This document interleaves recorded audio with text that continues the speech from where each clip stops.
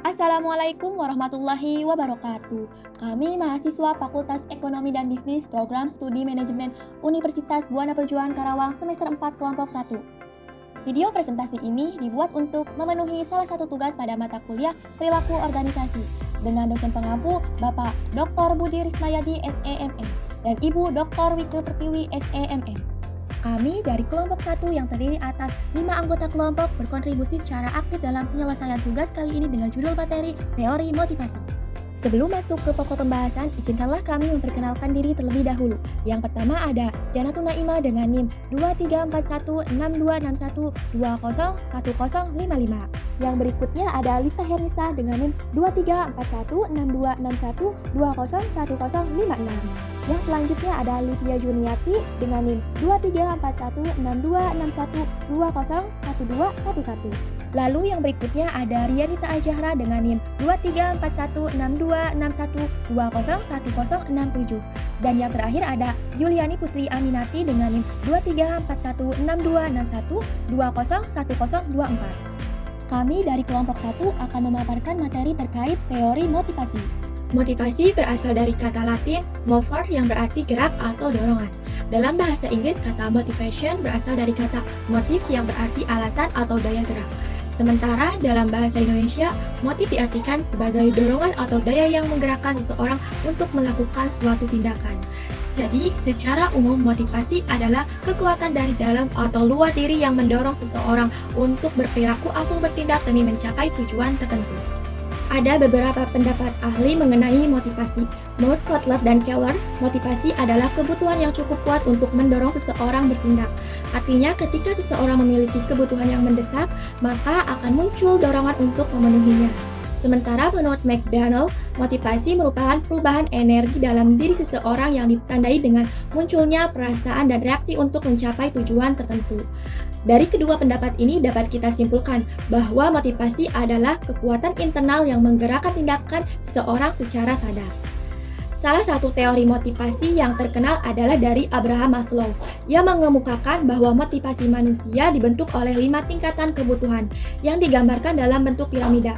Tingkat paling dasar adalah kebutuhan fisiologis seperti adanya makanan, minuman, tidur, dan pakaian. Di atasnya ada kebutuhan rasa aman, seperti keamanan dan stabilitas. Lalu kebutuhan sosialnya ada seperti afeksi, relasi, dan keluarga. Selanjutnya adalah kebutuhan penghargaan, yaitu pencapaian dan pengakuan. Dan yang tertinggi adalah aktualisasi diri, yaitu pengembangan potensi pribadi dan pemenuhan ideologi. Menurut Maslow, seseorang akan terdorong untuk memenuhi kebutuhan di tingkat berikutnya setelah kebutuhan di tingkat sebelumnya tercapai. Berikutnya ada teori 2 faktor yang dikatakan oleh Friedrich Herbert. Yang pertama ada faktor dissatisfied, yaitu kondisi ekstrinsik pekerjaan yang menimbulkan kondisi ketidakpuasan. Ketika ada faktor ini, maka pekerjaan tidak akan puas. Contohnya itu ketidakpuasan akan gaji, keamanan pekerjaan, kualitas pengawasan, dan hubungan interpersonal. Yang kedua yaitu faktor satisfier, yaitu kondisi intrinsik yang berhubungan dengan kepuasan kerja. Jika adanya faktor ini, maka akan membentuk motivasi yang kuat dan menghasilkan prestasi, penghargaan, tanggung jawab, dan kemajuan memungkinkan untuk berkembang. Kemudian ada teori kebutuhan dari McLaren. Yang pertama kebutuhan akan pencapaian, yaitu dorongan untuk berprestasi untuk pencapaian yang berhubungan dengan serangkaian standar. Dan yang kedua kebutuhan akan kekuasaan, yaitu kebutuhan untuk membuat orang lain berperilaku dengan cara yang tidak akan dilakukan tanpa dirinya. Dan yang terakhir yaitu kebutuhan akan afiliasi, yaitu keinginan untuk hubungan yang penuh persahabatan dan interpersonal yang kuat. Selanjutnya ada teori X dan Y dari Douglas McGregor yang menjelaskan tentang pandangan yang berbeda mengenai manusia dalam organisasi. Dalam teori X melihat dari sisi negatifnya dengan pengandaian bahwa karyawan tidak menyukai pekerjaannya, bermalas-malasan dan tidak bertanggung jawab. Sedangkan dalam teori Y yaitu melihat dari sisi positifnya dengan pengandaian bahwa karyawan menyukai pekerjaannya, bertanggung jawab, dan menjalankan pengarahan diri.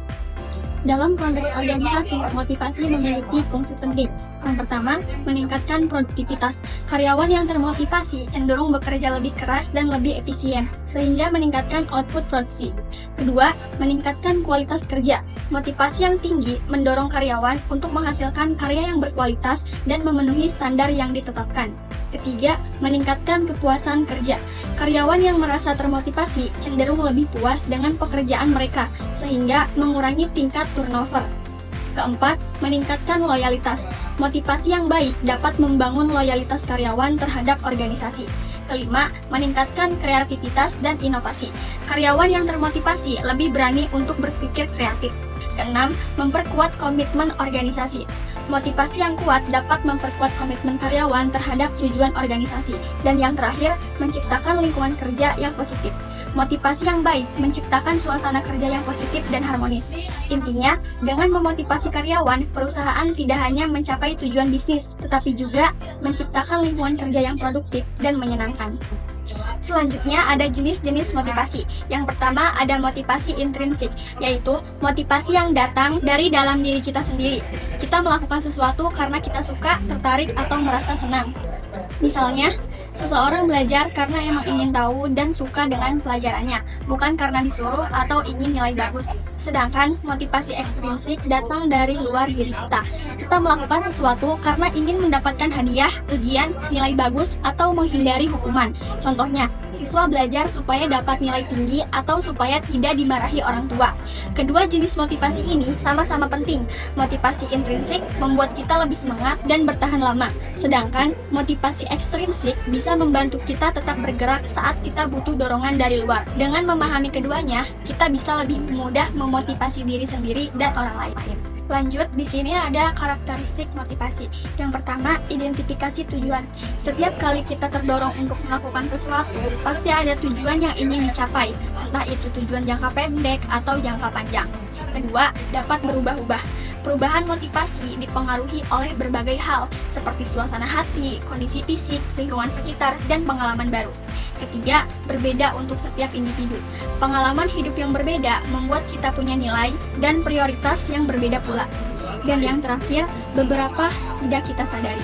Kadang kita melakukan sesuatu tanpa sadar apa yang sebenarnya memotivasi kita. Misalnya, kita mungkin suka berolahraga karena ingin terlihat lebih baik, tapi sebenarnya juga ingin mengurangi stres. Intinya, memahami karakteristik motivasi akan membantu untuk lebih mengenal diri sendiri dan menemukan cara untuk tetap termotivasi dalam mencapai tujuan. Selanjutnya ada model motivasi. Model motivasi adalah pendekatan atau strategi yang digunakan oleh organisasi atau pemimpin untuk memotivasi seseorang. Ada 3 model utama. Yang pertama ada model tradisional, kemudian hubungan manusia, dan sumber daya manusia. Model tradisional yaitu fokus pada imbalan material seperti uang atau bonus. Contohnya misal buruh pabrik yang bekerja lebih cepat karena dibayar untuk lembur. Kemudian yang kedua ada model hubungan manusia, yaitu menekankan pentingnya hubungan sosial, komunikasi, dan rasa dihargai sebagai manusia. Contohnya misalnya manajer yang memberi kesempatan bawahannya untuk mengemukakan ide. Kemudian yang terakhir ada model sumber daya manusia, yaitu menganggap individu sebagai aset yang punya potensi, ide, dan tanggung jawab. Contohnya, misalnya mahasiswa yang diberi kepercayaan untuk memimpin sebuah organisasi kampus, sehingga membuat mahasiswa tersebut lebih semangat dalam belajar. Kemudian ada metode motivasi yang dibagi menjadi 2. Yang pertama ada motivasi langsung, yaitu diberikan secara nyata dan langsung terasa, biasanya berupa penghargaan atau imbalan. Misalnya karyawan yang mencapai target bulanan diberi hadiah bonus atau voucher belanja dari perusahaan. Kemudian untuk motivasi tidak langsung, yaitu tidak dalam bentuk hadiah, tetapi lebih ke suasana atau fasilitas yang mendukung agar orang yang bekerja di perusahaan tersebut nyaman dan lebih termotivasi. Contohnya, misalnya ruang kerja yang nyaman, rekan kerja yang suportif, dan adanya jam kerja yang fleksibel. Selanjutnya ada proses motivasi, yaitu tahapan yang dilalui seseorang agar muncul keinginan untuk melakukan sesuatu secara sungguh-sungguh. Proses yang pertama yaitu pemberian dukungan, karena dengan dukungan dari orang sekitar bisa membuat seseorang merasa dihargai, diperhatikan, dan punya semangat untuk mulai bergerak. Misalnya, ada seorang anak yang ingin berkuliah, tapi dia masih ragu, kemudian menjadi yakin setelah mendapat dorongan atau dukungan dari kedua orang tuanya. Yang kedua adalah identifikasi tujuan. Setelah merasa didukung, seseorang akan mulai memikirkan tujuan yang ingin dicapai. Misalnya, si anak tadi setelah dia termotivasi oleh keluarganya, dia akan mulai menentukan tujuan. Misalnya dia pengen masuk ke jurusan psikologi di universitas ternama. Nah, dengan tujuan itu, dia bisa mulai menentukan langkah-langkah yang harus ditempuh. Selanjutnya, menciptakan rencana. Misalnya untuk masuk ke universitas yang dia inginkan tadi, dia mulai membuat rencana belajar seperti ikut bimbel, membuat jadwal belajar, dan mengikuti tryout setiap minggu. Nah, ketika sudah menjalani prosesnya, motivasi ini bisa naik turun. Maka kita perlu menguatkan diri agar tetap konsisten. Hal ini disebut dengan penguatan diri. Kemudian diakhiri dengan proses refleksi diri. Kita harus melihat kembali apakah sudah sesuai jalur, apa ada yang masih kurang, atau ada yang harus diperbaiki. Untuk melihat kembali agar hasil yang kita dapatkan ini bisa maksimal dan agar perjuangan kita tidak sia-sia. Selanjutnya, ada faktor-faktor yang mempengaruhi motivasi kerja. Yang ke-1, ada faktor internal, gaya kepemimpinan administrator, cara pemimpin mengarahkan, membimbing, dan mengaruhi semangat motivasi kerja karyawan. Sikap, situasi, kondisi, sikap positif terhadap pekerjaan, serta kondisi fisik dan mental individu sangat menentukan tingkat motivasi kerja. Situasi lingkungan kerja. Lingkungan yang nyaman, aman, dan mendukung dapat meningkatkan semangat dan kinerja pegawai. Yang kedua, ada faktor eksternal. Ada gaji. Kompensasi finansial merupakan faktor penting yang memotivasi seorang untuk bekerja lebih giat. Kondisi kerja, fasilitas, keamanan, dan kenyamanan tempat kerja mempengaruhi tingkat kepuasan dan semangat kerja. Hubungan kerja, hubungan yang harmonis antara sesama rekan kerja maupun dengan atasan dapat memotivasi kerja. Kenaikan pangkat, adanya kesempatan promosi dan jenjang karir yang jelas dapat menjadi dorongan kuat untuk meningkatkan kinerja. Berikutnya ada asas-asas motivasi. Mengikut sertakan, memberikan kesempatan kepada karyawan untuk berpartisipasi dalam pengambilan keputusan agar mereka merasa dihargai. Komunikasi. Komunikasi yang terbuka dan dua arah menciptakan kepercayaan dan memperkuat hubungan kerja. Pengakuan. Menghargai dan mengakui hasil kerja karyawan akan menumbuhkan rasa bangga dan semangat kerja. Wewenang, memberikan tanggung jawab dan kepercayaan untuk mengambil keputusan akan meningkatkan rasa kepemilikan terhadap pekerjaan. Perhatian timbal balik, memberikan perhatian pada kebutuhan dan masalah karyawan menciptakan loyalitas dan meningkatkan motivasi. Kesimpulannya, motivasi muncul sebagai dorongan dari dalam diri yang mengarahkan seseorang untuk bertindak dan meraih tujuan. Dorongan ini terbentuk dari motif dan mendorong tindakan secara sadar maupun tidak sadar. Dengan memahami motivasi, seseorang lebih mudah meningkatkan semangat, fokus, dan ketekunan dalam menjalani aktivitas serta mencapai hasil yang diinginkan. Demikian pemaparan materi presentasi kelompok 1. Kami berharap apa yang telah kami sampaikan dapat bermanfaat dan menambah wawasan bagi kita semua. Wassalamualaikum warahmatullahi wabarakatuh.